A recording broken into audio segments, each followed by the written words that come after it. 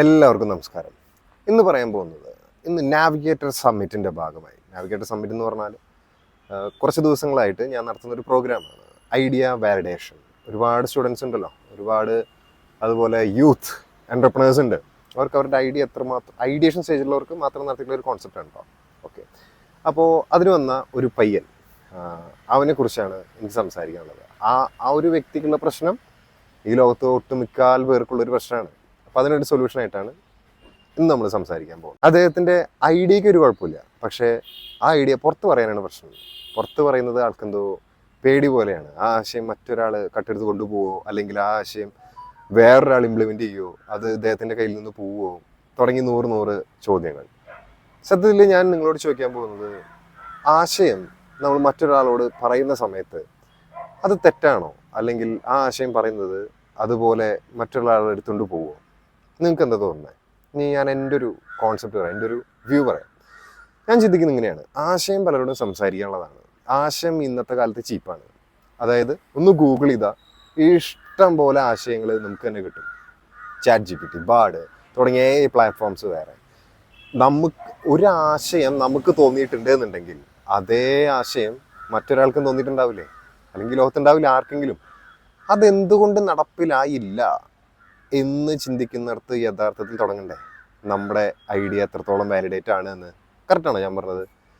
അതായത് നമുക്ക് തോന്നിയ ഒരു ആശയം, ആ ആശയം എന്തുകൊണ്ട് നടപ്പിലായില്ല എന്ന് ചിന്തിക്കുന്നിടത്ത് തുടങ്ങില്ലേ നമ്മളെവിടെ തുടങ്ങണം എന്നുള്ളത്.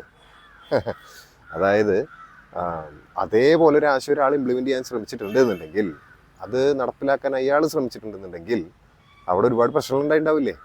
ഓരോ പ്രശ്നങ്ങളും അയാൾ സോൾവ് ചെയ്യാൻ നോക്കിയപ്പോൾ അവിടെ പല സ്ഥലങ്ങളിലും അയാൾ വീണിട്ടുണ്ടാവും.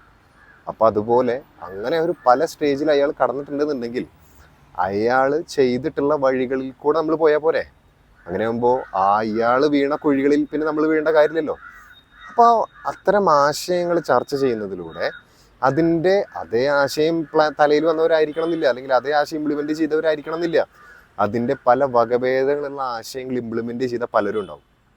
അപ്പോൾ അവരെന്ത് ചെയ്യും? ഇതിൻ്റെ പല തെറ്റുകുറ്റങ്ങളോ അല്ലെങ്കിൽ പല പോരായ്മകളോ അവർ എന്ത് ചെയ്യും? പറഞ്ഞു തരും. അത് പറഞ്ഞു തരണമെങ്കിൽ നമ്മൾ എന്ത് ചെയ്യുന്നുണ്ടാവണം? നമ്മുടെ ആശയങ്ങൾ അവരുമായിട്ട് കമ്മ്യൂണിക്കേറ്റ് ചെയ്തിട്ടുണ്ടാവണം, സംസാരിച്ചിട്ടുണ്ടാവണം. എങ്കിൽ മാത്രമേ അവർക്ക് എന്ത് ചെയ്യാൻ പറ്റുള്ളൂ? ഈ ആശയത്തിൽ എന്തെങ്കിലും അവർ ചെയ്തതിലെ കുറവുകളോ അവർ വീണ വീഴ്ചകളോ പറഞ്ഞു തരാൻ പറ്റുള്ളൂ. അപ്പോൾ അതിന് ആശയം കെട്ടിപ്പിടിച്ചിരുന്നുകൊണ്ട് വല്ല കാര്യമുണ്ടോ? അത് ഷെയർ ചെയ്യണം. ആ ആശയത്തിൻ്റെ വിഷൻ ഉള്ളത് ഈ പറയുന്ന നിങ്ങളിലാണ്, അല്ലേ? ഈ പറയുന്ന വ്യക്തിയുടെ കയ്യിലാണ് അതിൻ്റെ വിഷനറി ഉള്ളത്.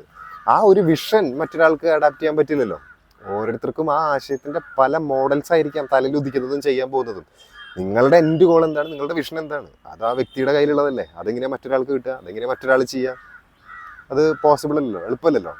ആ വിഷനറി നിങ്ങളാവുകയും ആ ആശയത്തിനെ പലരുമായിട്ട് സംസാരിക്കുന്ന സമയത്താണ് അതിൻ്റെ പ്യൂരിഫൈഡ് ആയിട്ടുള്ള ഒരു വെർഷൻ നിങ്ങൾക്ക് കിട്ടുക. ശരിയല്ലേ? അതിനെ വേണം പിന്നീട് മോൾഡ് ചെയ്ത് കൊണ്ടുവരാൻ. അത് സ്വയം ചെയ്യണമെന്നുണ്ടെങ്കിൽ എന്ത് ചെയ്യണം? നമ്മൾ നമ്മുടെ പൈസയും സമയവും റിസ്ക്കും എടുത്തിട്ട് അത് ചെയ്യണം. നമ്മൾക്ക് നല്ലൊരു സമയം കടന്നു പോയിട്ടുണ്ടാവും, നല്ല പൈസ ചിലവായിട്ടുണ്ടാവും. അത് ഷോർട്ട് കട്ട് ചെയ്യുന്നത് ഇത്തരത്തിൽ മറ്റാളുകളോട് കൂടെ ഷെയർ ചെയ്യുമ്പോൾ അത്തരം ആശയങ്ങൾ അവർ പറയുന്നതും അവർ വീണ വീഴ്ചകൾ നമ്മളോട് ഷെയർ ചെയ്യുമ്പോഴും നമ്മുടെ ആ ഒരു സമയം ഷോർട്ട് കട്ട് ചെയ്യല്ലേ. സത്യത്തിൽ ഇതാണ് എൻ്റെ ഒരു ആശയം. ഇതിൽ നിങ്ങൾക്ക് എന്താ തോന്നിയെന്ന് താഴെ കമൻറ്റ് ചെയ്യുക.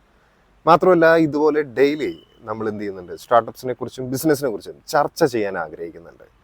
അപ്പോൾ കൂടുതൽ ആളുകളിലേക്ക് എത്താൻ ജസ്റ്റ് ഫോളോ. അപ്പോൾ ശരി.